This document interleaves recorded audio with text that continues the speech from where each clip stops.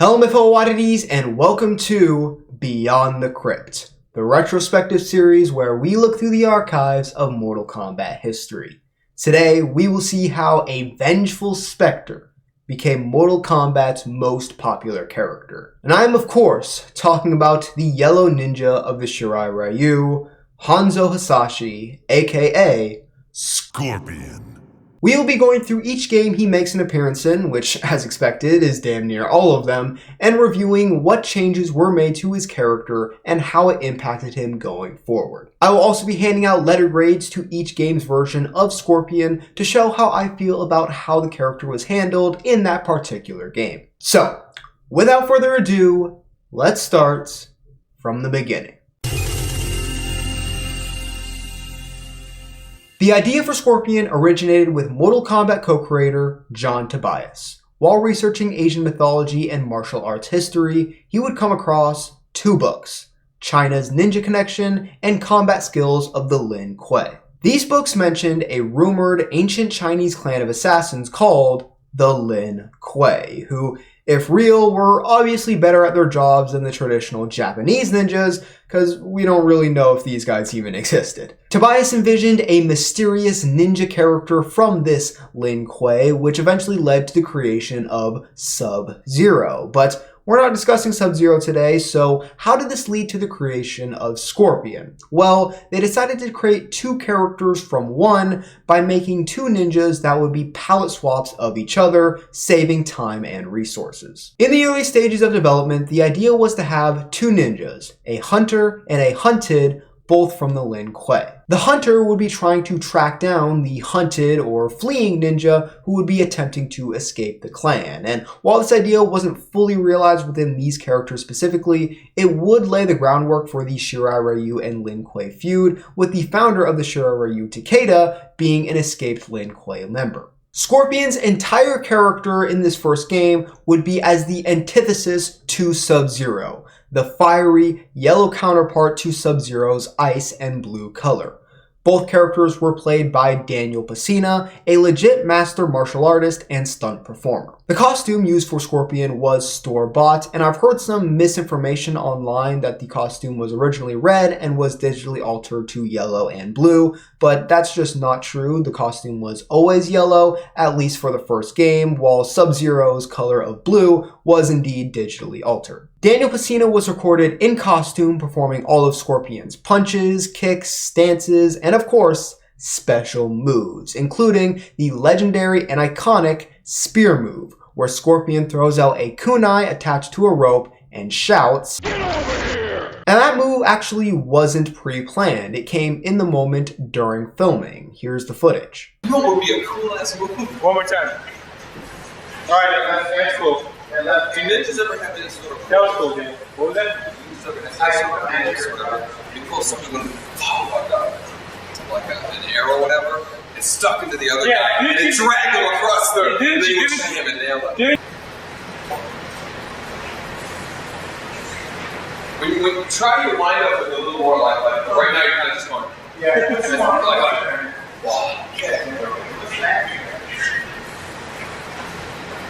Okay, one more time. Ed Boon, the co-creator of Mortal Kombat and the guy you just heard suggesting the get over here move in that video, was also the one to provide the voice line. Get over here! Yeah. And he continues to do so till this very day, holding the record for longest time spent voice acting a single character in a video game series, which is fitting since Scorpion is also his favorite character in the whole series. Another of Scorpion's signature special moves introduced in this game is the teleport, where he disappears and reappears, attacking his opponent from behind. This move had an interesting effect where a decoy of Scorpion would remain in his original place for a split second. While this effect lessened in more recent games, the teleport has become a staple of every Scorpion moveset, except for Deadly Alliance for some reason. In the original Mortal Kombat, the gameplay obviously wasn't nearly as advanced or complex as it is today, so ranking characters based on who's the best and who's the worst competitively is very different. The original MK was a lot more like a chess match rather than the super fast-paced, high-pressure action. For For Scorpion specifically, it's generally agreed upon that he and Sub-Zero are the notably weaker characters out of the entire cast. Their normals are completely identical because they're palette swaps, and so the special moves are the only thing that really separate those two characters. And Scorpion's spear, despite being so iconic, was pretty goddamn terrible in this game since it's so slow and unsafe on miss, making it more than likely you'll be punished, even from full screen.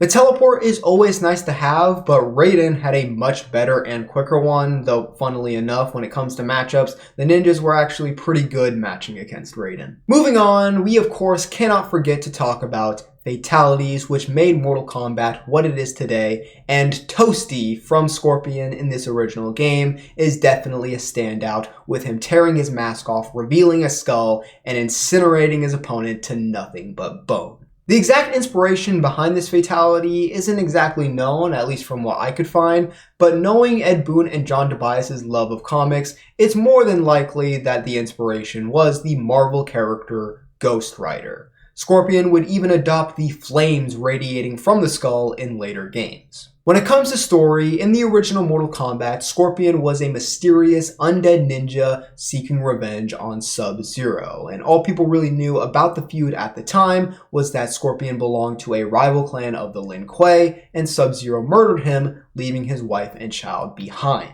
It's strange seeing how little information was provided back then, especially considering what we know now. There's no mention about his wife and child dying, their names, the name of the Shirai Ryu, or Scorpion himself. It puts into perspective how and why this version of the character was so intriguing to people back then, as he was so simple and mysterious compared to now where we know every single little detail about him. But still, initially when I was starting research for this video, I struggled to understand why he would become Mortal Kombat's most popular character.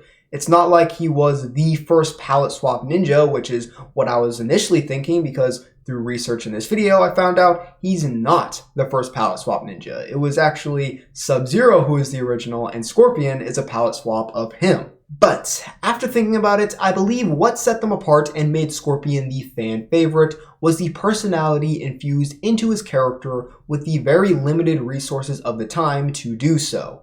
Just those 3 words, "Get over here," conveys a lot about his anger and need for revenge. His fatality was also unique. While the other characters did basic things like heart rips or uppercuts, he was tapping into his hellish, undead side and really showing his character. Same thing with the story. I love my boy Bihan, but Scorpion was just more compelling at a surface level. And that's about it for Scorpion from the original Mortal Kombat. While his character would evolve over time, this first step laid a strong foundation, even if it's hard to ignore everything we know about him now. I'd give the original Scorpion a solid A-.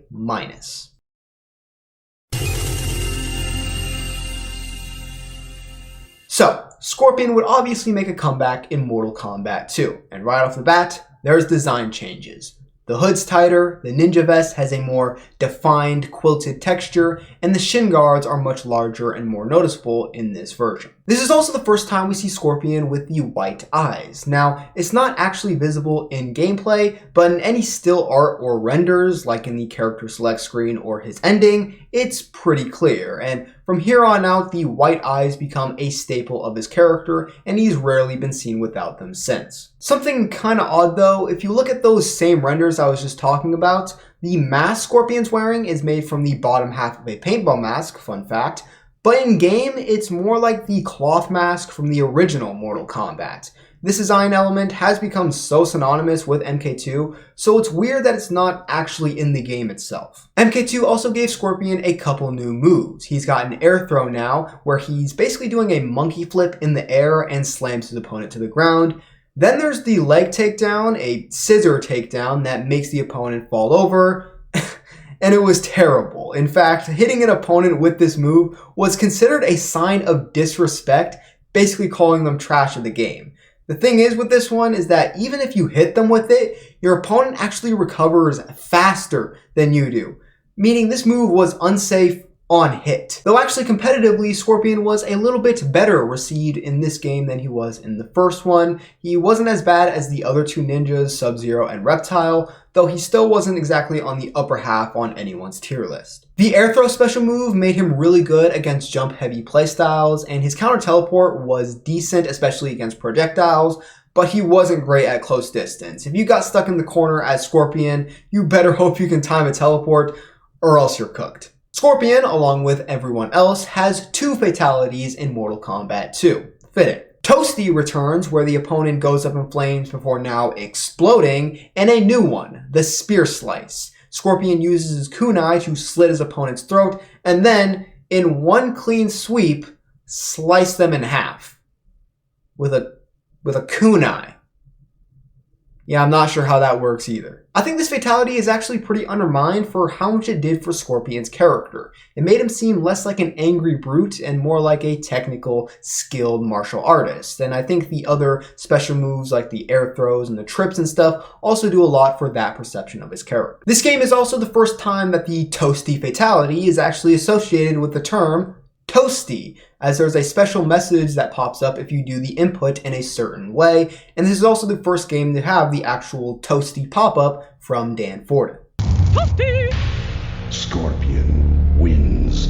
This all really helped cement Scorpion's place as the fan favorite of the series, being tied to one of the most memorable quotes in all of gaming. Story-wise, in MK2, we find out that Scorpion killed Sub-Zero during the aftermath of the first tournament, which started the whole Sub-Zero always gets beat up by Scorpion trend. Then, during the events of the second tournament, Scorpion realizes that Sub-Zero has somehow returned, and comes back from hell to figure out what the hell is going on, and, kill Sub-Zero again. But then there's the shocking twist that this isn't the same Sub-Zero, but the younger brother of the previous one, Kuai Liang. Scorpion realizes this when he sees this new Sub-Zero spare a defeated fighter during the tournament, something that the previous Sub-Zero would never do, besides that time when he did. Scorpion, feeling guilty for killing Bi-Han, decides to become the guardian for his younger brother, not only for atonement, but to also give himself a purpose now that he has no one left to get revenge on. Overall, MK2 Scorpion had some solid improvements, but there are a few things that I'm not thrilled about. I was never a fan of the whole guardian angel thing with Kuai Liang. I don't really like it when he's just blindly mad at him either, but I feel like there's a good middle ground there that would just be better overall for the character, or maybe even him just not caring about Kuai Liang at all after realizing it's not Bi-Han. But all in all, there's a lot to like with Mortal Kombat 2 Scorpion, more so than there is to dislike, so I'm giving him a B.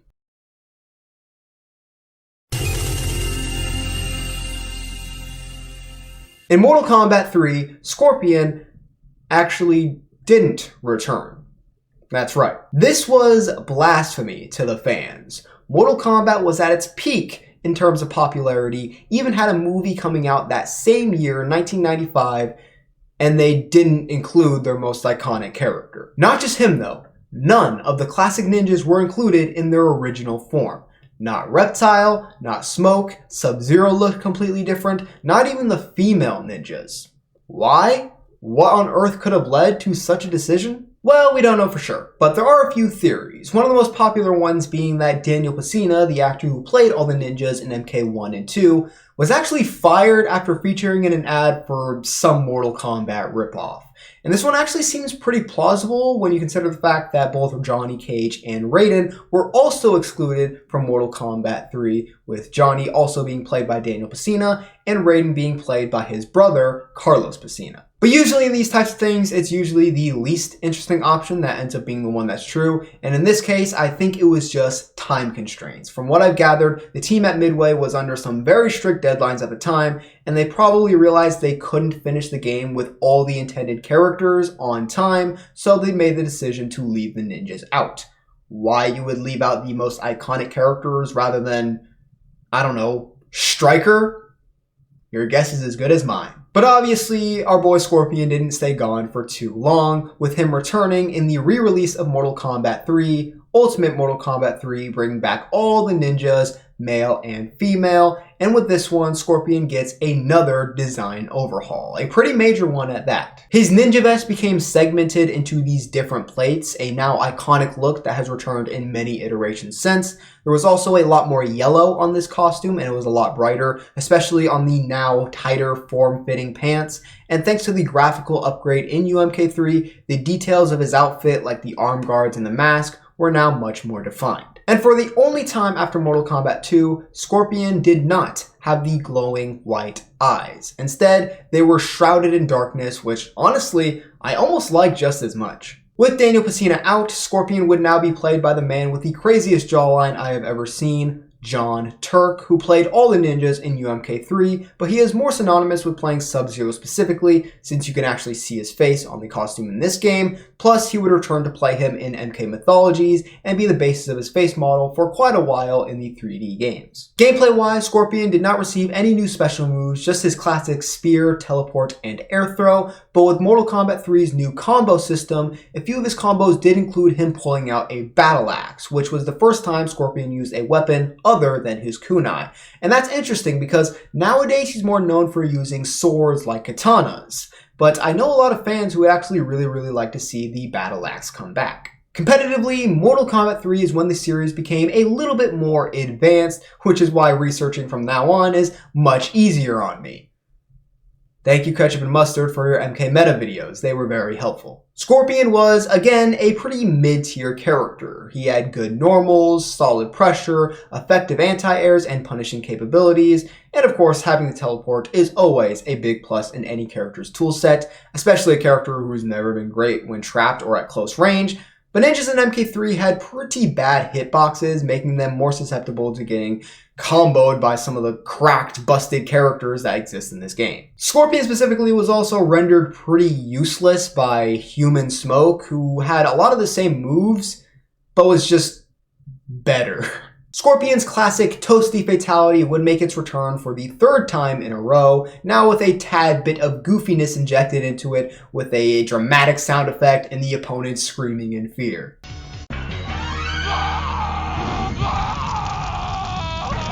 Scorpion wins. His second fatality, though, is definitely weird, but still a little iconic. Scorpion drags his opponent to the Netherrealm, where 16, yes I counted, 16 Scorpion clones appear out of nowhere, then the screen goes black, leaving what happens next to your imagination. It's probably not good. And then there's his Animality, which is a new fatality type where all the characters turn into whatever spirit animal they are, and Scorpion turns into a penguin. Let me repeat, Scorpion turns into a penguin. Who turns into a scorpion? Why, of course it would be Shiva, duh. As for MK3's story, Scorpion doesn't really do much. When Shao Kahn tries to steal souls from Hell, which now saying it out loud sounds really stupid, Scorpion gets released from the Netherrealm. Shao Kahn then enlists Scorpion to help him with the Outworld invasion and kill the defenders of the realm, but with one of those defenders being Kuai Lang, who Scorpion swore to protect, he turns against Shao Kahn and helps the heroes. Overall, UMK3 Scorpion feels kind of like filler. Almost like he's a last-second addition in an expansion of an incomplete game. His story is weak, his design is and the game just doesn't really do much for him as a character, so I'm giving UMK3 Scorpion a C-.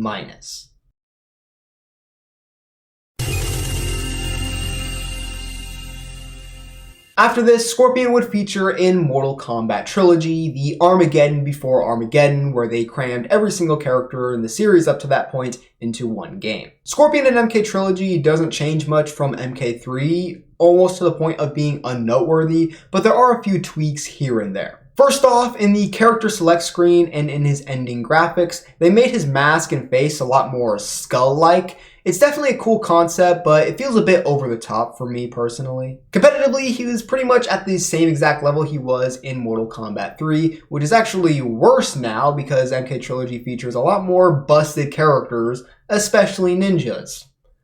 Noob Saibot. He gets a new fatality where a flaming skull hand pops out of the ground and grabs his opponent. It's okay, I guess. So for MK Trilogy Scorpion, he's pretty much just worse than MK3 Scorpion, so I'll give him a D. No Diddy. Scorpion would make a brief appearance in Mortal Kombat Mythology Sub-Zero, where we would see him as a human for the first time, though he's still wearing the same mask and outfit, so we don't really know what he looks like yet. In the game's first stage, you play as Beyond Sub-Zero, as you do for the rest of the game, who's on the same mission as Scorpion to retrieve a very important map from this temple, thanks to Quan Chi, but we'll get to him later. Sub-Zero and Scorpion face off, but with Sub-Zero having powers and Scorpion, well, not, it doesn't end well.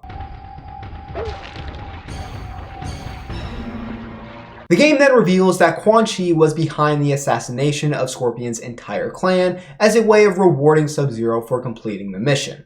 This is also the first time we find out that Scorpion and his clan are Japanese specifically, which has gone on to influence the character immensely. Later in the game, when Sub-Zero goes to the Netherrealm, Scorpion, now actually Scorpion, wearing his UMK3 costume, is revealed to have resurrected and he faces off against Sub-Zero. Again. And Sub-Zero beats him. Again. So, you know, for keeping score here, that's Bihan 2, Scorpion 1. Just saying. And again, for the first time ever, Scorpion would state specifically that his wife and child were killed alongside the rest of his clan. In the original MK1, it was just said that they were left behind after his death, so this is a pretty major retcon to his backstory. In the cutscene, Scorpion is played by Sal DeVita, hope I'm saying that correctly, who played the Cyber Ninjas and Nightwolf in Mortal Kombat 3. I believe he also voices the character in this game, which would make these the first time Scorpion is played by someone other than Ed Boon in a game. Damn Scorpion, you killed me in cold blood. I had no choice. You could have let me. Overall, Mortal Kombat Mythology Sub-Zero did a lot for Scorpion's story. I mean, I've probably said this is the first time that about 1,000,000 times already. But seriously, this is when Scorpion's backstory went from being just cool to think about as a concept to being a legitimately great narrative. That said, the game itself is often forgotten about, and his part in it isn't exactly huge, plus his personality isn't depicted great here just because of how the cutscenes are in this game, so I can't rate him too highly. I'll probably give this version of Scorpion a C+.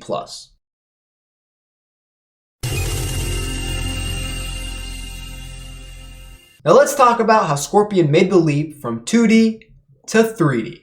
Mortal Kombat 4. The game where Scorpion's motivations and inner conflict took a turn that changed everything. But before we get into the juicy story stuff, let's talk design. So MK4 was the first game to ditch the digitized actors and go with 3D models, which honestly kind of looks worse. I mean, they definitely needed to evolve with the times, but I'm not gonna lie, this was a rough transition. Now design-wise, Scorpion doesn't change too much from UMK3. They kept the skull-like mask from Trilogy, but toned it down a lot. It's more of a subtle design, which I like a lot more, way better than the straight-up skeleton face. They even added a little skull on his belt as well, which is a cool little detail. And they brought back the white eyes, which was an obvious move. The colors also shaded a bit better so he doesn't look so bright like he did in UMK3. But to be honest, the graphics here don't really do him justice, and the two pointy things on the top of his head.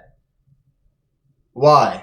Now when it comes to gameplay, Scorpion in MK4 was pretty solid, generally being considered top tier. He had a really good teleport this time around, he had great keep away, and this time he had some long, high damaging combos that you definitely did not want to get hit with. The Get Over Here voice line would also be re-recorded to probably its most iconic form, at least for me personally, and it would stay this way until Mortal Kombat 11. Get over here! He also gets a new move, his Fire Breath, where he just does the toasty fatality, but this time it doesn't kill him. Why? Mortal Kombat. MK4 also introduced weapon combat, which would become a staple of the 3D era, where your character pulls out a unique weapon to them, and it basically becomes its own separate moveset for as long as you use it for until you want to go back to your punches and kicks. Scorpion's weapon of choice would not be a battle axe like in UMK3, but instead a sword.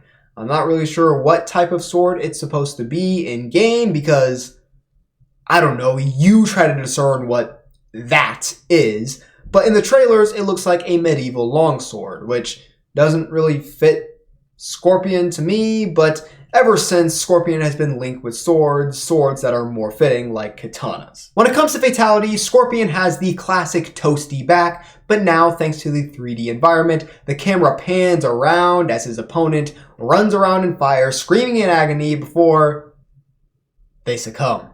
And we even get a... He also got a new fatality where he transforms into a Scorpion, which is really nice because of the whole UMK3 animality mess, but he's never been shown to have this natural ability again, unless you count the Mortal Kombat 1 animality trailer where we see a Scorpion that I'm really hoping is Scorpion and that I'm gonna assume until otherwise seen. Now this is where things get very interesting. Mortal Kombat 4 was a huge turning point for Scorpion's story. With Quan Chi and Shinnok kicking off their attack against the Elder Gods, Quan Chi recruits Scorpion to help out. This was the first time we saw these two working together, and it's a common misconception that Scorpion was always some servant to Quan Chi, which wasn't true until the later games. To sweeten the deal and add a little extra motivation, Quan Chi tells Scorpion that his wife and child survived the initial attack on his clan, but then Sub-Zero, specifically the younger brother Kuai Liang, who is the not dead one, tracked them down and killed them too. This betrayal drives Scorpion to seek revenge again, even though he had promised to protect and fight alongside this Sub-Zero. In Scorpion's ending, we see him track down Sub-Zero and defeat him. Just a quick reminder that this is Kuai Liang, so the score between Scorpion and Bi-Han is still 2-1 in Bi-Han's favor. Just thought I'd mention that. Scorpion, voiced by John Turk by the way, I have avenged the death of my family and clan, claims that his soul can finally rest now that he has avenged his family by defeating Kuai Liang, but Sub-Zero says that his family's killer is still out there. And then, for some inexplicable reason, Quan Chi shows up just to confess that he was the one behind the death of Scorpion's family. I don't know why he did that. Quan Chi tries to banish Scorpion to the Netherrealm, but Scorpion grabs him at the last second and drags him down with him. This is the most popular twist in Mortal Kombat history. A lot of people did not play Mortal Kombat Mythology Sub-Zero, where this was heavily hinted at, if not outright said, so this came as a huge surprise, and I love it. Scorpion needed something after MK2 and MK3 just had him kind of there, not doing anything, to just spice up his story a lot, and this was the perfect way to do it. Wrapping up with MK4 Scorpion, he is pretty top tier in my book. A good design, great storyline, classic gameplay. The only thing that really holds him back are the outdated elements of MK4 itself, which kind of downplay a lot of the awesome stuff that they do with him. Overall, I will give MK4 Scorpion an A.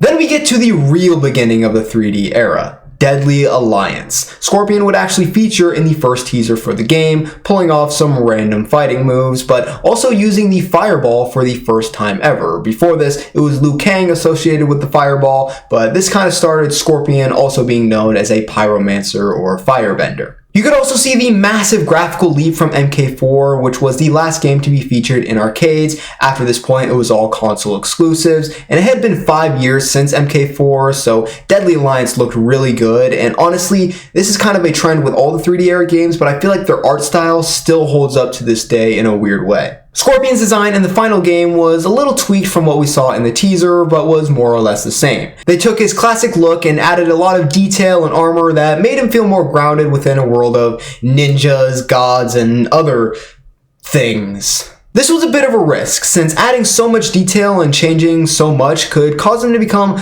less immediately recognizable or iconic. So, did it work? Well, for most fans, the answer would be yes. They amped up the armor, added spikes, skulls, and all those details really brought out Scorpion's vengeful and edgy personality. But there are a few things I'm not thrilled about. The asymmetrical arms with the different armor on each side are a bit jarring, and I just hate that you can see part of his chest. I wish it was all black. It's very annoying. Scorpion also had an alternate look where he has the flaming skull, which just screams Ghost Rider even more at this point, especially with the chains wrapped around his arms, and I think the Marvel reference is pretty obvious by this point. Deadly Alliance also featured the return of weapon combat, with Scorpion getting a ninjato, hope I'm saying that correctly, which is just the usual ninja sword. The weapon is only really necessary for Scorpion though if you're super behind on damage or something, because his main two fighting stances are really good. And speaking of which, the fighting styles were introduced in Deadly Alliance, which are basically two different movesets that you can change between mid-match, and it would give him different normals and combos. Scorpion's two fighting styles would be Hapkido and Pi-Gua, and to 99% of my audience, those two words mean absolutely nothing. And you'd be correct. He punches and kicks. That's all you really need to know. Competitively, Scorpion was a mix-up beast in Deadly Alliance. His best attacks were super safe, often providing a decent amount of pushback or a smooth backdash cancel, preventing opponents from getting close enough to punish him. He also had a shove, which pushed the opponent back, allowing for even better distance control. His new Hellfire special move was unblockable and could hit from anywhere on the screen, making it hard to defend against already, plus a lot of his combos would end off with him being able to get a free Hellfire in while the opponent is grounded, which would also restand the opponent, allowing them to be further comboed into oblivion. This move would return in later games and always be a great part of Scorpion's toolset. Scorpion and Deadly Alliance just had so many different weapons and free setups and opportunities, and it made him one of the best characters in the game, if not the best. A new addition to his moveset is the flip kick special move. It's shown up in a couple other games since, but honestly it's not that noteworthy, though it did provide some decent pushback. What is noteworthy though is the absence of Scorpion's teleport, and it wasn't just him. Every character that had a teleport before lost it. Why? Well, with the game being now 3D, maybe they had some struggles coding it in and balancing it correctly, but that's just my best guess. Deadly Alliance would bring the series back to the days of each character only having one fatality, and Scorpion would not receive his classic toasty finisher, instead getting headshots, where he throws his spear into the opponent's head, pulls it back, and their head explodes. Meh. So, MK4 set up a great narrative with Scorpion trapping Quan Chi in the Netherrealm. Fans were left wondering for 5 long years what happened next. Did Scorpion kill him? Did he make him suffer for all that? Nope! Quan Chi ran away, told Jarman and Moloch to stop Scorpion, which they did, throwing him into a Solnado where he would be torn apart. Quan Chi would go on to form the Deadly Alliance with Shang Tsung and kill everybody. Yeah, not exactly the epic revenge tale we were all hoping for. This is a huge letdown for me. MK4 set up something so promising, and Deadly Alliance just kinda did nothing with it. I was hoping for a cat and mouse game between Scorpion and Quan Chi that expands throughout the entire game. But Scorpion just kinda gets over it, as you'll see in the next game, and never bothers with his need for revenge, and that's a huge miss for the character in my opinion. Deadly Alliance Scorpion is definitely not bad, but the anticlimactic story really drags him down, so overall I'll give this version of Scorpion a B-.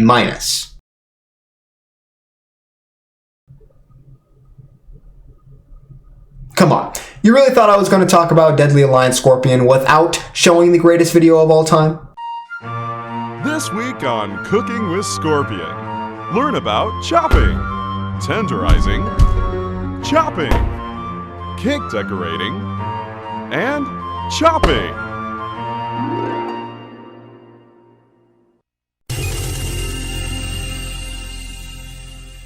Now we dive into one of the most beloved entries in the series, Mortal Kombat Deception. After the events of Deadly Alliance, Scorpion was thought to be dead, but it's Mortal Kombat, so he's not actually, and even if he was, it's not like he hasn't died before. After escaping being shredded to bits by the Solnado, Scorpion would find himself in the void, accompanied by the Elder Gods. The Dragon King, Onaga, had come back with a plan to merge all the realms, destroying everything. To stop the Dragon King, the Elder Gods elect Scorpion as their champion and in return will resurrect his family and clan. Why him and not someone who had just been bodied by 2 jobbers? Good question. But we'll circle back to story later. Let's talk about Scorpion's new look in Deception. He's sporting a fitting upgrade to his Deadly Alliance design now that he's champion for the Elder Gods. We're talking golden armor, spikes, shiny decals, and chunky shoulder pads. The new design definitely screams godly champion, though I will say I still don't like the asymmetrical armor on his arms, and overall the look just doesn't really do it for me when it comes to a traditional Scorpion outfit. Scorpion also gets an alternate costume, which I personally much prefer. It's basically his MK4 design with a fresh coat of graphics, much better in my opinion. In terms of gameplay, Scorpion is basically the same character that he was in Deadly Alliance, but he's no longer the top of the top, now more sitting in the top 5 to top 10 range. One major change is his new Muay Fa fighting stance, replacing the Pi-Gua one, and his teleport is back. Always a nice addition to his arsenal. But I'm sure you're wondering, why was Scorpion no longer the best of the best if he was so similar to how he was in Deadly Alliance, if anything with an expanded moveset? Well, firstly, Pi-Gua was arguably the best fighting stance in Deadly Alliance, and now he no longer has it. But the main thing is that the meta just moved past his best strengths, and characters that either utilize the meta better, or just straight up busted, prevailed. Scorpion has 2 original fatalities in Deception. The first has him tear off his opponent's head with the spinal cord still attached. Did we get the right guy here? The second one involves him using his spear to rip off the opponent's arm and leg and then snap their neck. Kinda a random combination, but not bad. Scorpion would also receive a Harakiri alongside every other character where, how do I say this without getting demonetized? You do a fatality on yourself before your opponent can fatality you. Fun fact, Scorpion's Harakiri in this game is the only finishing move in the entire game to not have any blood. Back to the story. During Conquest Mode, we see what happened prior to Scorpion being thrown in the Solnado. He trained Shujinko, helping him out in exchange for assistance in finding Quan Chi. After finding and defeating Quan Chi, he manages to escape, and Scorpion pursues, leading us to the events of Deadly Alliance. Years later, when Shujinko gathers all the Kamidogu, unknowingly for Onaga, Scorpion shows up to try and stop him, acting as the game's final boss. Despite being defeated, eventually Scorpion's mission to stop Onaga comes to fruition, with Shujinko righting his wrongs and defeating the Dragon King. Overall, I'd say Deception is a solid step up from Deadly Alliance. Even though I'm not a fan of his new design, Scorpion's story and moveset have definitely improved. He's got more to do, and his role is quite unique compared to previous games, and for these reasons, I'm giving Deception Scorpion a B.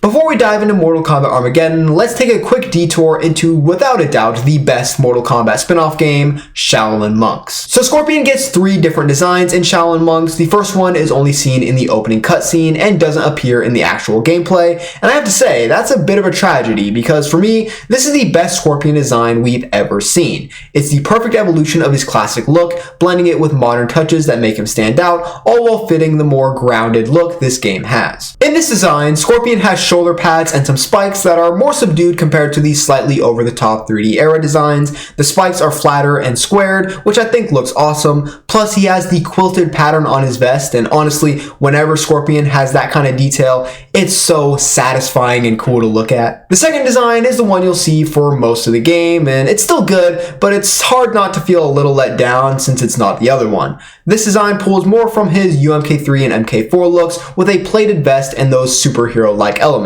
You can still faintly see that quilted pattern though, which is a nice touch. But it does also carry over the asymmetrical arms design of the 3D era games, and I'm still not a big fan of it, but it's less distracting here. Finally, we have a third design, Inferno Scorpion. It's basically the second design, but now Scorpion's unmasked, revealing his skull, which is now a much more realistic reddish color, along with having some burnt skin.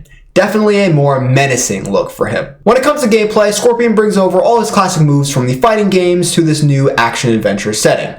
He's got the teleport and spear, and they've been seamlessly integrated into the new gameplay. And here's a fun fact, when you use the spear move in Shaolin Monks, there is a chance that instead of saying, "Get over here" or "Come here," Scorpion will shout, Scorpion has 2 fatalities in this game, the first being the classic Toasty making its return. This one is more drawn out and ends with the opponent exploding like an MK2. Then there is a new version of Spear Slice where Scorpion slashes his enemy with the kunai before splitting them in half. Brutal. Just the way we like it. He also has something called a Mortality, which, as the name suggests, kills off multiple opponents at once. For Scorpion, this means summoning Hellfire to burn all the enemies around him, and it's neat. It's something that can only really be done in Shaolin Monks, unless they were to bring it back for like a tag team thing in a future game. Now let's talk about Scorpion's role in the story. Unfortunately, he doesn't get too much screen time. In the opening cutscene, we can see him battling Sub-Zero. This is Bihan, and Scorpion kills him just like in the original timeline. Oh, and I should probably mention that Shaolin Monks is not canon to the main story, so don't worry about inconsistencies or plot holes. Later on, Liu Kang and Kung Lao head to the Netherrealm, and Scorpion is the main boss of this section. This boss fight is the most iconic to come from the game, especially because of the elaborate death scene that pays homage to Terminator 2 at the end. After you beat the game, you can actually play as Scorpion and Sub-Zero in the main story, though the dialogue doesn't change at all, so it's more like you're playing as Liu Kang and Kung Lao in Scorpion and Sub-Zero meat suits. But you can still use their moves and stuff, so it's a cool feature to have. The idea of playing as Scorpion and Sub-Zero in a Shaolin Monk style game inspired the devs to start working on Mortal Kombat Fire and Ice, which is, just like I described, a Shaolin Monk style game with Scorpion and Sub-Zero as the leads. Unfortunately, the game was cancelled and the idea was scrapped, maybe-ish? There are still rumors floating around that NetherRealm Studios might pick this concept back up, but who knows? Overall, I'd say Shaolin Monk Scorpion is pretty damn good. The only things holding him back are his limited role in the story and the fact that his best design is only in the opening cutscene. But still, this is a great representation of the character. I'm giving Shaolin Monk Scorpion an A-.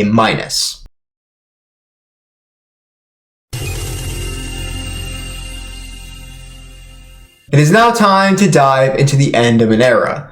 We've reached Mortal Kombat Armageddon, where we will now say goodbye to the original timeline version of Scorpion. After this game, the timeline would be rebooted and we'd meet a new version of this character we've been following throughout this video. So how did Armageddon do in wrapping up Scorpion's storyline? Let's find out. First off, let's talk about Scorpion's design in Armageddon. There's not much to talk about because there is no new design here. Instead, Scorpion's alternate costume from Deception is now his default, and his Deception default is now his alternate. This actually makes sense within the story because he is no longer the champion of the Elder Gods. But why no new design? Well, Armageddon had to cram in every single character featured in the series up to that point. It was kind of its main shtick. And with that many characters, the developers didn't have the resources, nor time or energy to create new designs for every single character. And just like with the design, limited resources meant that everyone only had one fighting stance and one weapon stance. With Scorpion, that means he only has Hapkido and the Mugai Ryu. Two stances he already had in Deception. And let's not beat around the bush here. Scorpion is absolutely busted in Armageddon, in a game that's already full of busted characters, not even mentioning the playable bosses who are just a whole another thing in and of themselves. Why is Scorpion so strong? Well, it's actually mostly for the same reasons he's been strong ever since all the way back in Deadly Alliance. We're talking guaranteed Hellfire combos and throws, high damaging mix-ups, safety on nearly every move, and his standing 3 which just won't miss unless you're actively trying to whiff it. His spear attack is probably at its best and most useful it's ever been in the series up to this point, and the wildest part is that all of the stuff I've just described was super easy to use. Scorpion is the most popular character in the series, meaning a lot of first-time players will pick him up first, so the devs usually make him pretty easy to use. But when he's also the most busted character in the entire game, that's just a recipe for domination in the online and competitive scene, especially since his most powerful techniques are so simple to learn. Now let's talk fatalities, or rather the lack of them, as in Armageddon there is no character with a single unique fatality. Instead we get the create a fatality mechanic, where you input a series of moves and the character just kinda does random stuff until the opponent dies. Nobody liked this. And then there's a story. After Onaga's defeat, the Elder Gods do grant their promise to restore Scorpion's family and clan, but there's a twist. They're not revived as humans, but instead specters, just like Scorpion himself. It's a classic monkey's paw situation where they're back, but not in the way Scorpion intended or wanted. This sent Scorpion into a rage, setting him on another quest for revenge against the Elder Gods. But it's not like Scorpion can just walk up into the void and just kill the most powerful beings in the universe, so instead, he decides to foil their plans by killing Taven and Dagon, who are supposed to prevent Armageddon. This would have devastating consequences, but It doesn't really seem like Scorpion cares very much. In the Armageddon Conquest mode, Scorpion briefly appears, ambushing Taven with his undead clan and some giant floating fire-breathing skulls. Yeah, I'm not sure what that's about, but Taven does defeat them all, including Scorpion himself. Later, we see Scorpion in the Battle of Armageddon on the side of the Forces of Darkness, where, of course, he fights Sub-Zero, a fight he seemingly loses, as we see in Mortal Kombat 9, where he's dead, stabbed with the Kori blade. And that's the fate of the original timeline Scorpion. A tragic end for a tragic character. Scorpion never really found any lasting peace, and any hope he did get would quickly be taken away. But I actually kinda like that for this version of the character. It's bittersweet, or more so just bitter, but it's also a really intriguing aspect of his character. That said, I'm okay with future timelines giving Scorpion a happy ending. There's a time and a place for dreariness and negativity, and then there's a time and a place for satisfying ends to character storylines. From now on, I'm also going to be talking about the latter endings for Scorpion. I didn't talk about them before because a lot of them were either just not noteworthy or largely canon, so I was going to talk about them anyway. Scorpion's latter ending in Armageddon has him defeating Blaze and getting his family and clan fully resurrected as humans. But, as always, Scorpion can't catch a break, so Quan Chi appears and kidnaps his son, and Scorpion, one final time, swears revenge. So where does that leave Armageddon Scorpion? Well, he's so close to being great. I really like the ending to his story, but no unique costumes or fatalities seriously hurt his chances. Overall, I'm giving Armageddon Scorpion a B-.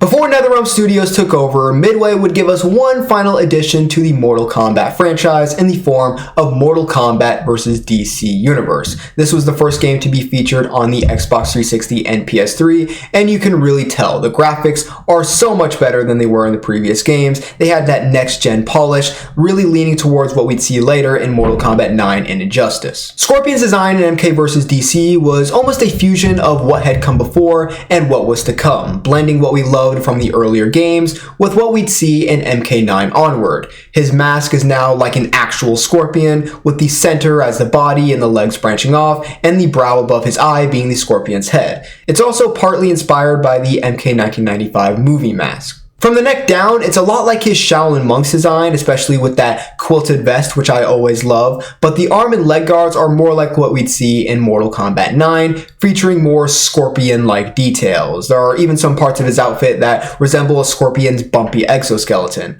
I gotta say, this design is probably in my top 5 all-time for Scorpion designs. It's really solid. MK vs. DC ditched the fighting and weapon stances, and you could really tell that they were transitioning into 2D despite it being a 3D game. As for how Scorpion played, he went back to being like how he was in Deception and MK4, of just being pretty solid. His Hellfire move was back, and while the rest of his kit didn't really complement it as well as it had previously, it was still great for guaranteed damage. Like in the other 3D era games, Scorpion had good safety on some of his best combos, plus frames on some normals, and his spear was a reliable tool once again, as it was in Armageddon, leading into some decent damage. His teleport was also a standout in this game, perfect for punishing and countering frame traps. Scorpion would also get some new moves, like Inner Flames, where he summons fire around himself, keeping his opponents from getting too close or jumping in, and Hellish Slide, a move that sort of looks like the MK2 scissor takedown at first,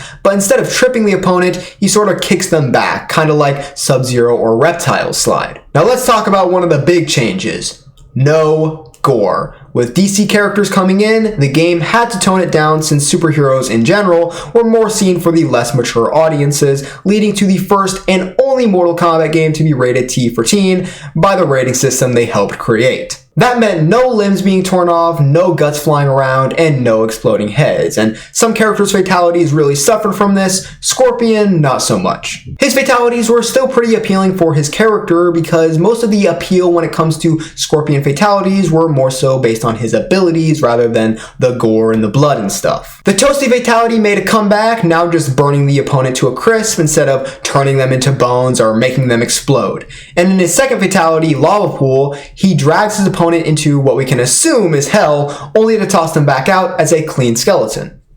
Not bad. MK vs. DC obviously wasn't canon to the main Mortal Kombat storyline, but it had a pretty interesting setup. It takes place after MK2, with timelines merging due to similar events happening simultaneously. We first see Scorpion in the story mode. By the way, this was the first cinematic story mode to be included in a Mortal Kombat game, which would obviously impact the overall fighting game scene immensely. And Scorpion is after Kuai Liang for some reason. Remember, this is after MK2, and instead meets Liu Kang, and, well, he gets bodied. This game was also the first time Scorpion would be voiced by the legendary Patrick Seitz, You allowed Sub-Zero to escape. who many fans consider the definitive voice for Scorpion, even more so than Ed Boon.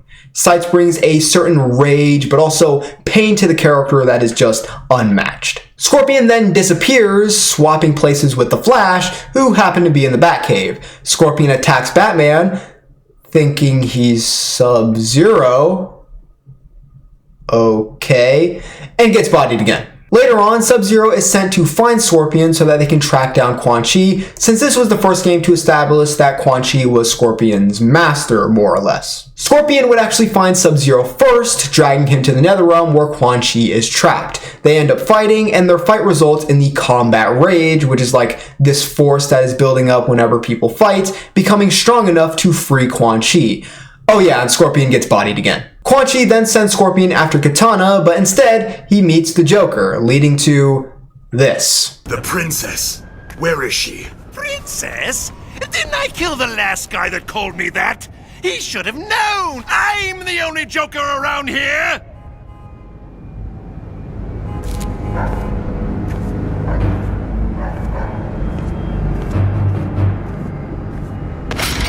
Scorpion continues to search and eventually encounters Wonder Woman and Superman, takes them down just casually, and then finds Katana, who's possessed and thinks Scorpion is trying to kill her. He beats her too and brings her to Quan Chi, who then sends Scorpion after Captain Marvel, and despite being in the Netherrealm with Shang Tsung and Baraka on his side, Scorpion gets bodied again. Later, Scorpion is seen again with the MK characters as they team up to fight the DC heroes and villains, leading to a big battle. Eventually, Dark Khan, the merged Shao Kahn and Darkseid, gets taken down, restoring the realms, and this timeline is never heard from again. In Scorpion's non-canon ladder ending, he defeats Dark Khan, but gets taken over by his darkness and essence, making him the most powerful being in the universe. Cool. Overall, Scorpion in MK vs. DC feels more like a filler character, just there because he has to be. They didn't really do anything new with him besides his design, which admittedly is really good, but I'm going to give MK vs. DC Scorpion a mid-grade C.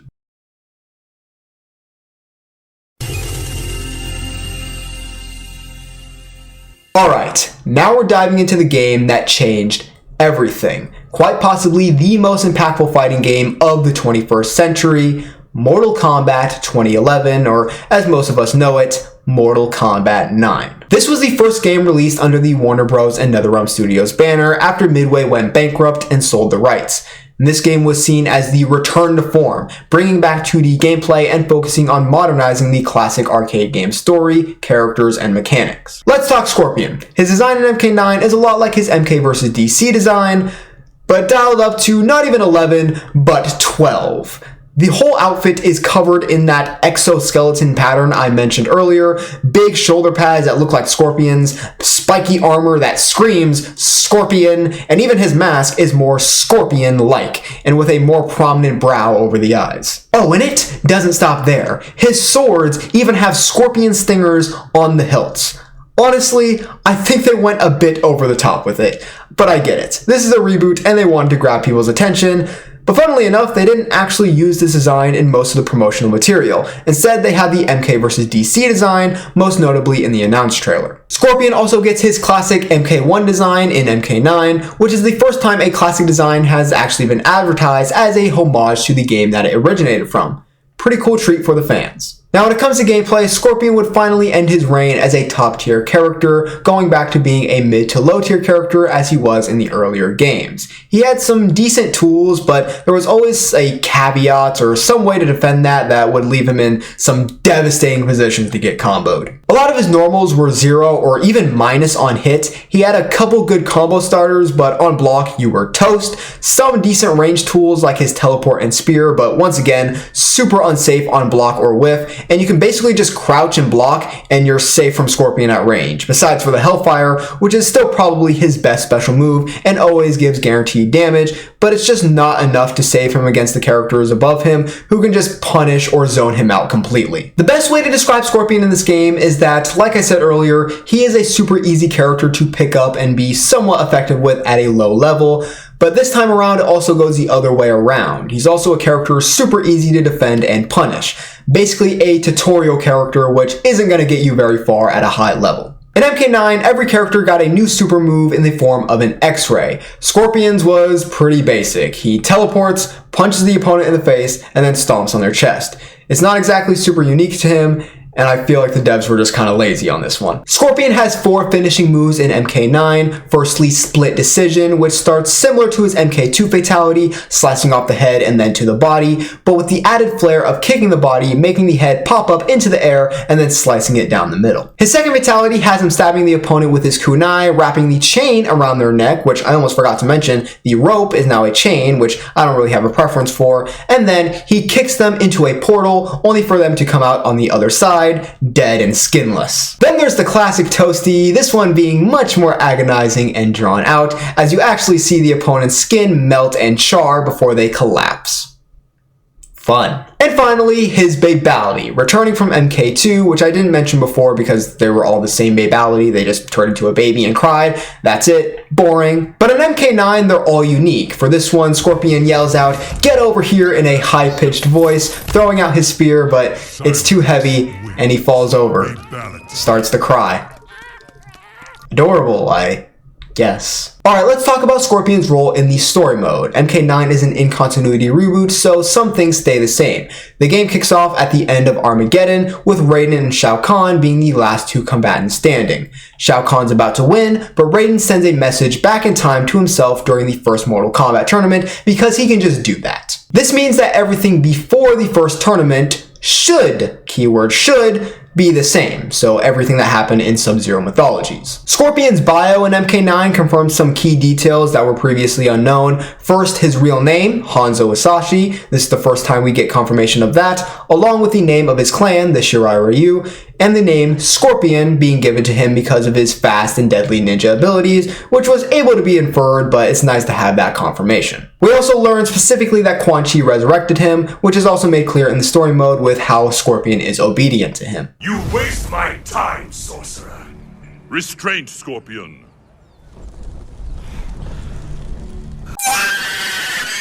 Scorpion shows up in Chapter 3 of the story mode during the first tournament. He demands to face Sub-Zero, who is back to being Bihan, but instead he fights Kung Lao, who sneaks in by disguising himself as a guard, just like in Shaolin monks. Scorpion beats Kung Lao and then faces Nightwolf, who somehow is here, even though he isn't supposed to make his first appearance until MK3, but we're just going to ignore that. And they have an interaction that shows their differences in personality despite going through a similar backstory. Your aggression is misplaced.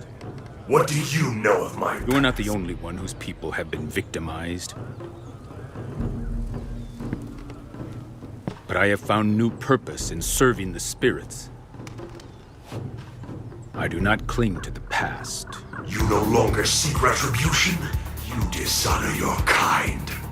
I will honor the memory of my fallen.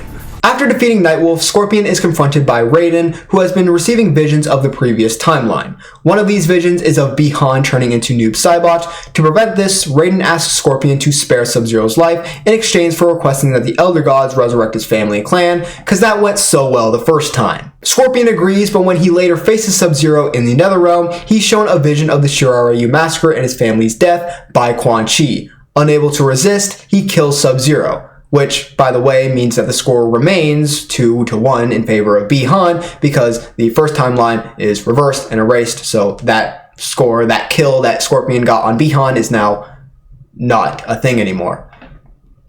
I feel like Alex Pereira fans after he got knocked out by Izzy screaming, 3-1! After that, Scorpion's involvement in the story mode kind of fizzles out. He shows up later during the final stages of the first tournament where Liu Kang defeats him and Quan Chi. He's then summoned again during the second tournament to face Kuai Liang, who wants to avenge his brother. Scorpion loses, but before he can be killed, Sub-Zero is captured by Sector and Cyrax, now cyberized, and turned into Cyber Sub-Zero. Scorpion escapes and pops up one last time near the end of the game, refusing to let Scorpion talk to Quan Chi so he can ask for help. Raiden berates Scorpion for not keeping his word, leading to a fight where Scorpion once again loses. And that'd be the last we'd see of Scorpion in the story mode. It started off strong with his chapter, but after that he kind of just became irrelevant, kind of like how it was in the original arcade trilogy, but this was an opportunity to give him something interesting to do that they just kind of missed out on. In Scorpion's ending, he defeats Shao Kahn and heads to the ruins of the Shirai Ryu village, where he encounters the souls of his lost clan and family.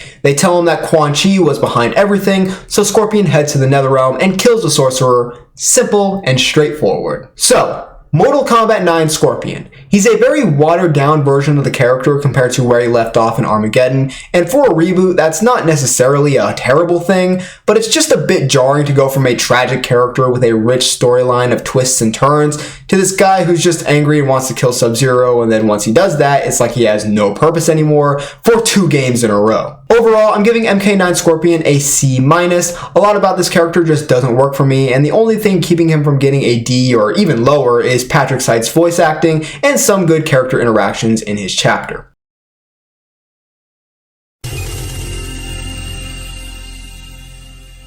Now let's get into NetherRealm's second Mortal Kombat title, Mortal Kombat X. And I want to make it clear that I will not be covering the comics in any sort of way in this video, because there's still a lot of confusion on what's canon and what's not, so I'll only be covering stuff that's either been confirmed in this game or future ones. It sucks because the MKX comics do a lot to elevate this version of the character, but I just can't consider it canon when we've been told it's not canon, but other stuff has been contradicting, and it's just too complicated and I don't want to get into it. Starting with Scorpion's design, this one is pretty well known, and it seems to be one that NetherRealm really likes since it's also the main design for Scorpion in the Legends animated movies. However, it strips a lot of the Scorpion iconography from MK9, opting for something simpler, and while simplicity can be good, I think this design takes away way too much. It looks a bit generic, with no real character or personality shining through. One of the major issues with the MKX designs in general is the lack of pop or saturation. Scorpion's yellow doesn't stand out at all, and seriously, what's with all the belts? Who needs that many belts? Scorpion also gets a Hanzo Hasashi design in this game, the first of its kind, and honestly, it's much better than his default design, and probably should have been his default, since the other one doesn't even feature in the story mode. The yellow stands out more, and overall, he looks more ninja-like. The only thing I change is making the white parts black, and maybe adding a masked variant. Fun fact, the concept art for Hanzo in this game had Hiroyuki Sanada as the basis for his face, and the actor would go on to play the character in 2021's Mortal Kombat movie. Scorpion also has a bunch of other costumes, including his MK9 design returning, the Injustice design, a Cold War inspired outfit, a collector's edition Gold Scorpion, his UMK3 design, and an infrared design that caused all sorts of problems online, especially on the Sky Temple stages. Mortal Kombat X introduced variations, 3 different versions of a character that give them unique gameplay abilities for a lot of characters that completely changed their place on the tier list based on which variation they were, and nowhere is that more true than with Scorpion. There's a lot of differing opinions on where each of his variations ranks on a tier list. First up, we have Hellfire, which is generally agreed upon as Scorpion's best variation, and many consider it one of the better variations in the entire game. In this variation, Scorpion gets a Fireball, the classic Hellfire move, and a move similar to the Inner Flames from MK vs. DC, where he summons fire around himself. This move will stun opponents if they're close, and also creates an aura that damages them when they're near. Hellfire is great for complementing Scorpion's mix-ups and pressure game, which is his whole style. The Fireball Run Cancel is the best tool for this, allowing for combo extensions and high pressure on block, keeping the opponent guessing.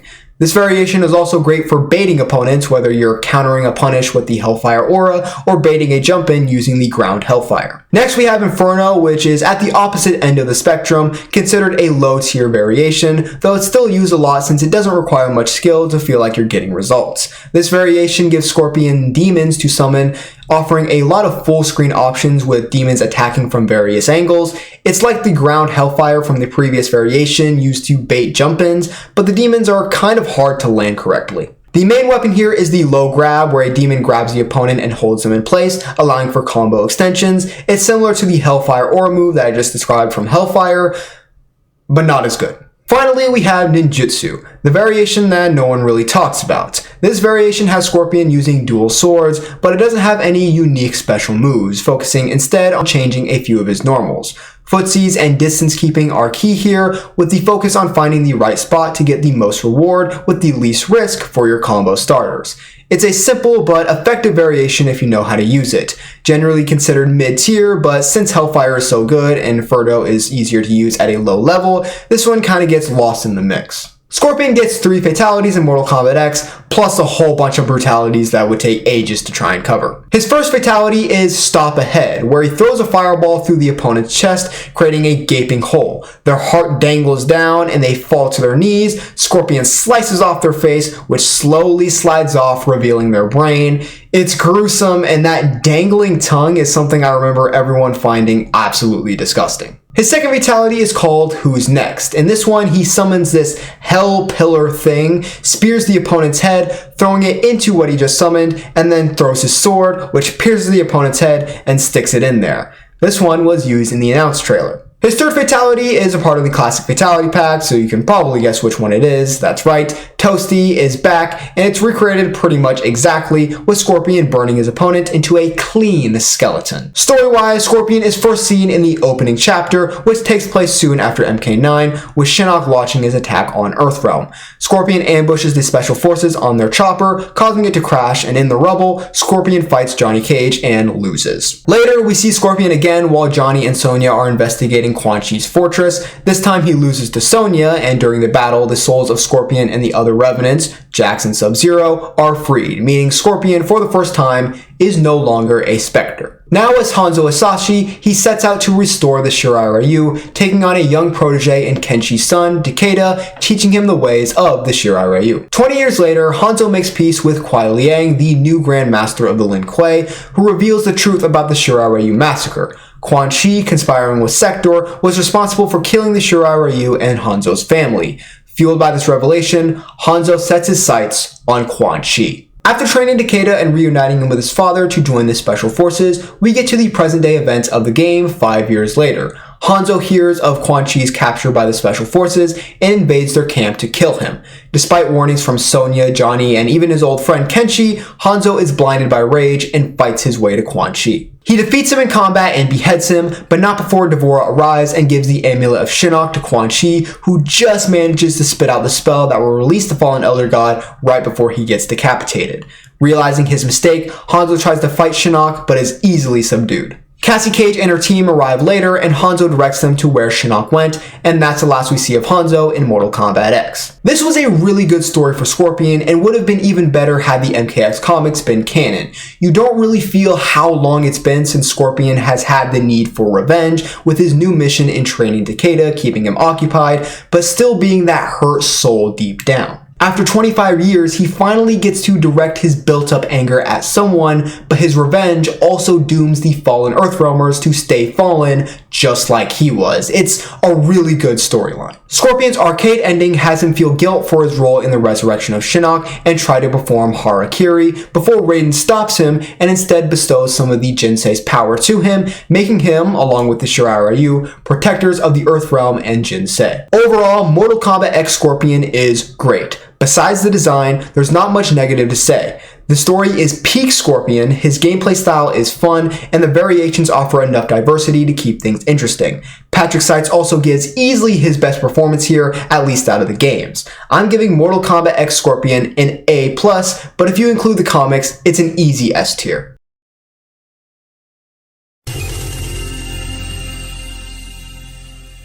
Now we're at one of the most talked about and controversial Mortal Kombat games from recent history, Mortal Kombat 11. Let's get right into it. First off, let's talk about Scorpion's design in MK11. This is what the MKX design should have been. It's much more traditional with a strong Asian-inspired ninja aesthetic that just screams Scorpion.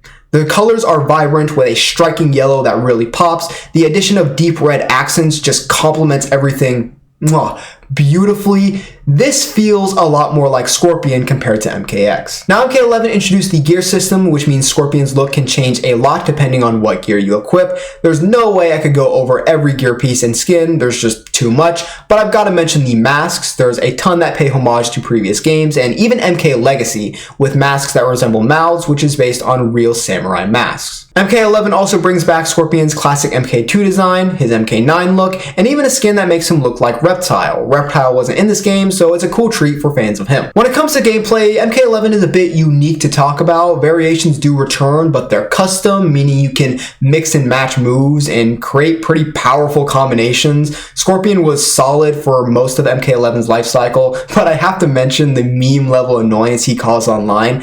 Thanks to his easy to pick up playstyle, you'd run into Scorpions all the time. People would often be able to spam teleports and at low levels have a lot of success, at least until the move was nerfed to become a high attack rather than a mid, getting rid of a lot of the pressure that people got from it. At higher levels of play, Scorpion had some good tools. His back three was great, his throw game was strong, and as always, he had those good mix-ups, but he wasn't top tier. He was a good character, definitely viable, but nothing stood out to give certain matchups any problems. Some of the notable special moves you could equip included the Fire Breath from MK4, the Spear Spin used for extending combos, and the Demon Dash. There's also this garbage fireball that nobody uses, along with a lot of other things. Now let's get to the fatalities. Scorpion's first fatality, You're Next, has him blast through the opponent's torso, slice off their head, kick it, and then spear it with his kunai. This one was actually shown off in MK11's announced trailer. His second fatality, Chain Reaction, has Scorpion wrapping his spear chain around the opponent and splitting them in half, hot dog style. Scorpion also gets a friendship. In it, he throws out his spear, screams, "Get over here," and brings back a teddy, hugging it. Aww. But wait, didn't he say he hated teddies in MK9? Something ain't right. MK11 is all about time travel shenanigans with present-day versions of characters meeting their past selves. We first see past Scorpion at the Shaolin Temple. It's revealed Kronika convinced him to join her by promising to restore his family and clan. After losing to Liu Kang or Kung Lao, he comes back with Jade, only to be beaten again. Meanwhile, present-day Scorpion, Hanzo, is busy helping out Kuai Liang at the Lin Kuei cyber facility, fighting off Frost and Sector. It's a cool team-up that we finally get to see of Sub-Zero and Scorpion, which also shows Hanzo's growth as a character. Cyrax, after having his inhibitor chip destroyed, helps take down the cyber Lin Kuei and Sector, for now. I should mention that Scorpion's voice actor changed in this game with Ron Yuan taking over for Patrick Seitz, and I think it's a great move. Hanzo isn't the raging spectre that he was before, and I think this more subtle, laid-back performance is more fitting to his character. Later on, the Earthrealmers find shelter at the Shirai Ryu Fire Garden, and Hanzo is sent along with Kuai Liang to find Charon in the Netherrealm, who has a ship that can take him to Kronika's Keep. When he goes to convince Charon for help, he instead finds him being tortured by D'Vorah, who he stops. He is then confronted by his past self, who accuses him of rebuilding the Shirai Ryu off of outsiders. They end up fighting, and after defeating his past self, Hanzo tries to convince him to join their side by telling him how Kronika intends to restore the ones responsible for their family's deaths. But D'Vorah attacks and poisons Hanzo. Despite his past self's efforts, Hanzo dies in his own arms. The past version of Scorpion would go to the Netherrealm to help the heroes, but he is attacked by Kuai Liang and Raiden, who both believe him to be lying about wanting to help. Raiden eventually realizes that this is what Kronika wants and allows Scorpion to help. Past Scorpion would then join the final battle, helping to take down Kronika's forces, but ultimately the timeline does get reset, though Liu Kang, now bestowed with godhood, is in charge after he defeats Kronika. Aftermath would then happen, which Scorpion isn't really featured in, so the only really important thing to know about that is that the timeline does get reset in Liu Kang's image. In Scorpion's latter ending, after defeating Kronika, he tries to use her power to create a timeline where his family and clan don't suffer, but finds it impossible. So he finds out of the other Titans and sets out to kill all of them.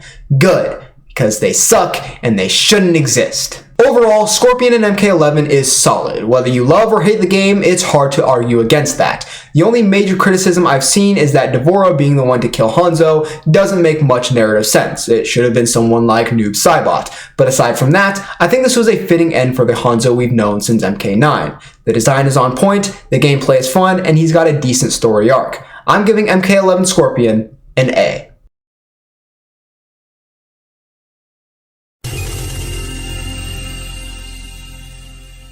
And here we are, the end. The latest Mortal Kombat game, Mortal Kombat 1, released about a year ago. It's time to wrap up our look at Scorpion, so let's finish this. First things first, let's get it out of the way. Scorpion in Mortal Kombat 1 is not Hanzo Hasashi. Instead, Kuai Liang, the brother of Bi-Han and the main Sub-Zero from the previous timelines, steps into the role. The design is pretty straightforward but effective, sticking with that iconic yellow and red color palette from MK11. Oh, and he's got a scorpion tattoo on his arm. Pretty cool, I guess. MK1, like MK11, offers a lot of skin options. Some of the best ones are the 1995 movie skin, the Deadly Alliance alternate, the UMK3 design, and even a Hanzo skin for those who want to play as the real Scorpion. No offense, Kuai. Now on to the gameplay. Mortal Kombat 1 is still evolving and fairly new, but as of right now, Scorpion is comfortably in the top 10. He's got some of the best punishes in the game, especially on Whiff, with his back 3 and his teleport being better than ever, often leading into some high damaging combos. But the real reason he's ranked so high are his cameo matchups. The newly released Pharah pairs insanely well with his best tools, giving him a ton of safety. He's also got good matchups with Sector, Chameleon, and Striker. Scorpion's arsenal includes his classic kunai and a new weapon, the Kusarigama, a traditional Japanese weapon. It's fitting if it was still Hanzo and not the Chinese Kuai Liang. He's also got some new moves, mostly centered around this weapon, with air snags and a dash that look pretty sick. Scorpion's got 2 fatalities, the first one being a callback to his UMK3 fatality, where he summons 3 other Scorpions to beat up the opponent before kicking their skeleton out of their body. Wacky. The second fatality, I'm not really sure how to describe it. Like, he uses his spear, their head comes off, and he like pulls their head through their body, which makes their body explode or something. Yeah, that's his second fatality. And he's also getting an animality soon. I'm assuming it's going to be a Scorpion, but you know, we've been wrong before. Now let's talk about Cameo Scorpion. He's a solid, well-rounded pick that works well with almost any character. What he brings to the table is simple but super effective. He's generally considered top tier, though I've noticed some people underrate or disregard him. He's also got his own fatality, which is just the classic Toasty. Nostalgia. Story-wise, as I mentioned earlier, Scorpion is now Kuai Liang, the younger brother of Bi-Han, who is now the Lin Kuei Grandmaster. The Shirai Ryu does not exist, at least not yet, and Scorpion is a Lin Kuei member. The story kicks off with the Lin Kuei ambushing Kung Lao and Raiden, but it's just a test by Liu Kang to see if they're worthy for entering the tournament. In this timeline, the Lin Kuei are Earthrealm's protectors and work under Liu Kang. Later, Kuai, Bi-Han, and their adopted brother Smoke are sent on a mission to the Ying Fortress to destroy Shang Tsung's Soul Stealers. Say that 5 times quick. Shang Tsung's Soul Stealers. Wow. Along the way, they get into an argument where Bi-Han believes the Lin Kuei should rule Earthrealm, not protect it, while Kuai and Smoke disagree. Bi-Han then disowns Smoke, which is hysterical according to the MK community. They infiltrate the fortress, defeating Natara and Ermac, and eventually face off against the Deadly Alliance, Shang Tsung and Quan Chi, who've teamed up with General Shao. Shang Tsung convinces Bi-Han to join the dark side, promising freedom from Liu Kang and control of the Dragon Army, which Bi-Han agrees to because this version of him sucks. Kuai manages to escape, taking down Rain and Havoc along the way, before confronting Bi-Han outside. They fight, Kuai wins, but not without suffering a slash over his eye, just like in the original timeline. Wait, so does this mean they're 2-2? No, I'm talking about Hanzo specifically. When I'm talking about the score, it's about Bi-Han and Hanzo. We don't have to worry about Kuai, alright? Kuai plays a smaller role throughout the rest of the story, unless you choose him to be the one to defeat Titan Shang Tsung at the end. It's revealed by Liu Kang that he plans to start a new clan with Smoke, presumably the Shirai Ryu. Kuai Liang as Scorpion is a divisive change, some fans being upset that Hanzo Hasashi is seemingly completely erased from the picture entirely, while others appreciate the fact that this is a fresh take on the character. Personally, I need another game or two where he's more of a focus to really form an opinion, but right now, it does kind of feel like they just completely swapped out Kuai Liang for Hanzo, and then just kept Kuai the complete same other than just his powers changing, and that's kind of lame. Kuai's arcade ending seems to be canon based on the Chaos Reigns trailer, where he goes on the run from Bi-Han and meets up with Harumi to start the new clan, and they fall in love. Ew. And it's worth noting that in Smoke's ending, we see him and Kuai recruiting a promising young boy into the Shirai Ryu. The boy's name?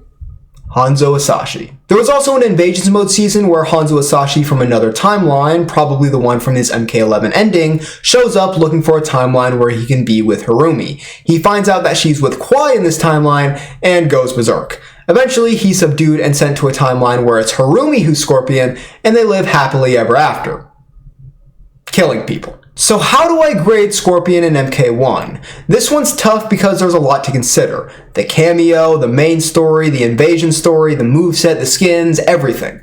Overall, I think the Scorpion is okay. I'm excited to see where they take him next, but for now, I'm giving MK1 Scorpion a solid C+. And that is it. We've covered every version of Scorpion from the game since Mortal Kombat in 1992, all the way to Mortal Kombat 1 in 2024. I had a lot of fun with this video. You guys let me know in the comments what I can do better. This is a very passionate series for me, Beyond the Krypt, and I really want to continue doing it. Eventually, I want to start a big project where it's just Beyond the Krypt on the entirety of Mortal Kombat, a huge retrospective series where I get cameos from other Mortal Kombat creators to pop in, maybe even some of the voice actors or people involved with the actual series. I think that would be really, really cool, but that can't happen if you guys don't keep supporting, keep telling me what I can do to improve, and so I would really appreciate it if you guys do that in the comments. And while you're down there, make sure to check out the links in the description to my merch store, Twitter, and Instagram. Also, make sure to give this video a like to show your support, and subscribe and turn on the notification bell to know when I next upload a video. And with that being said, that's it for this video, my fellow Waddities. I'll see you next time.